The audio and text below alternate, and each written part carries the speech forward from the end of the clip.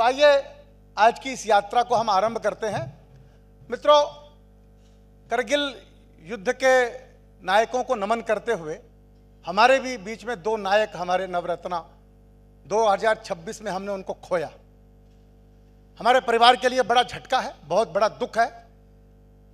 Dollar industry के Bhishma Pitamah, chairman, founder Shri Deendayal Gupta ji, Maneru गांव के रहने वाले, और यहां इसी मंच पर आए थे, इसी हॉल में आए थे। वो याद होगा आप लोगों को। सबसे बड़ा क्या उन्होंने बोला था, हम उनको नमन करते हैं। वो हमारे बीच नहीं रहे। आर्य समाज के पूरे भारत के वाइस प्रेसिडेंट थे हमारे आदरणीय दीनदयाल गुप्ता जी। आइए एक छोटा सा वीडियो देखते हैं उनको श्रद्धांजलि का। श्री दीनदयाल गुप्ता जी। जीवन का सबसे बड़ा उद्देश्य ऐसी विरासत छोड़ जाना है जो हमारे जाने के बाद भी लोगों का मार्गदर्शन करती रहे। इसी भावना के साथ आज हम एक ऐसे महान व्यक्तित्व को भावपूर्ण श्रद्धांजलि अर्पित कर रहे हैं जिन्होंने अपने कर्म, अपने संस्कार और अपनी दूरदर्शी सोच से केवल एक सफल उद्योग ही नहीं बल्कि मूल्यों की एक ऐसी विरासत बनाई जो आने वाली पीढ़ियों को सदैव प्रेरित करती रहेगी। डॉलर इंडस्ट्रीज के संस्थापक एवं चेयरमैन आदरणीय श्री दीनदयाल गुप्ता जी का जीवन संघर्ष, संकल्प और सफलता की एक प्रेरणादायक कहानी है।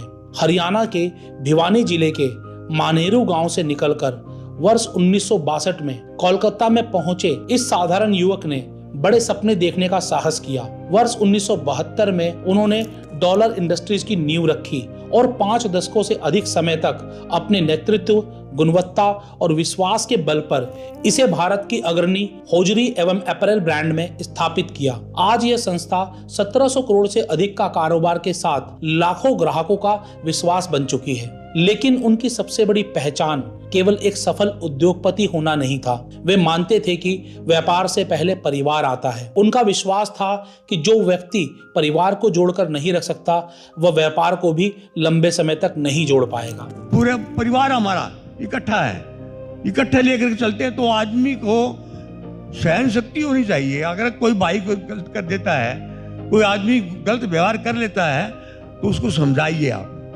भाई ये ठीक नहीं है, ऐसा करने से ऐसा होगा। तो सहन शक्ति बहुत बड़ी चीज है। जिस आदमी में सहन शक्ति नहीं है वो कभी जीवन में सफल नहीं होगा। यही विचार उनके नेतृत्व की सबसे बड़ी ताकत बना। यही कारण है कि उन्होंने केवल एक कंपनी नहीं बनाई बल्कि हजारों परिवारों के लिए सम्मान, रोजगार और बेहतर भविष्य का मार्ग प्रशस्त किया। भिवानी परिवार मैत्री संघ के लिए यह अत्यंत गर्व और सौभाग्य का विषय है कि आदरणीय श्री दीनदयाल गुप्ता जी का स्नेहिल सानिध्य हमें प्राप्त हुआ। इसी मंच पर उन्हें नवरत्न सम्मान से अलंकृत करने का हमें सौभाग्य मिला। आज वह सम्मान केवल एक समारोह की स्मृति नहीं बल्कि हमारे संगठन की सबसे मूल्यवान धरोहरों में से एक है। ऐसे महान व्यक्तित्व शरीर से भले ही विदा हो जाते हैं, लेकिन उनके विचार, उनके आदर्श और उनके द्वारा स्थापित किए गए मूल्य कभी समाप्त नहीं होते। वे हर उस व्यक्ति की प्रेरणा बनकर जीवित रहते हैं जो ईमानदारी, मेहनत और पारिवारिक मूल्यों के साथ जीवन में आगे बढ़ना चाहता है। भिवानी परिवार मैत्री संघ की ओर से हम ईश्वर से प्रार्थना करते हैं कि दिवंगत पुण्यात्मा को अपने श्री चरणों में स्थान दे। आदरणीय श्री दीनदयाल गुप्ता जी को संपूर्ण भिवानी परिवार की तरफ से भावभीनी श्रद्धांजलि। ओम शांति। दीनदयाल जी यही मंच पर आए थे और आखिरी में बहुत कष्ट में रहे। लगभग महीना, 1.5 महीना वेंटिलेटर पे रहे। मैं लगातार संपर्क में रहा करता था। आज कलकत्ता से उनके परिवार को आना था पर वो किसी वजह से नहीं आ पाए। उनकी भतीजी पूजा बंसल यहाँ पर है। पूजा कहाँ है? एक बार पूजा, ये पूजा के लिए एक वो लाओ, पटका लाओ। और पूजा इनके परिवार की, उनकी भतीजी आज इस कार्यक्रम में परिवार को रिप्रेजेंट कर रही है।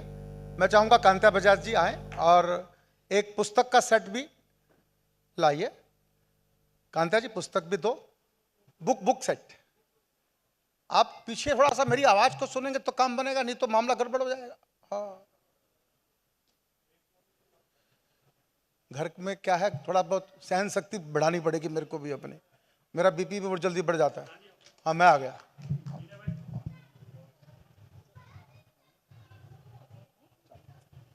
बेटा उनके जैसा बनो, अपने ताऊ के जैसा बनो, ये हिम्मत रखो।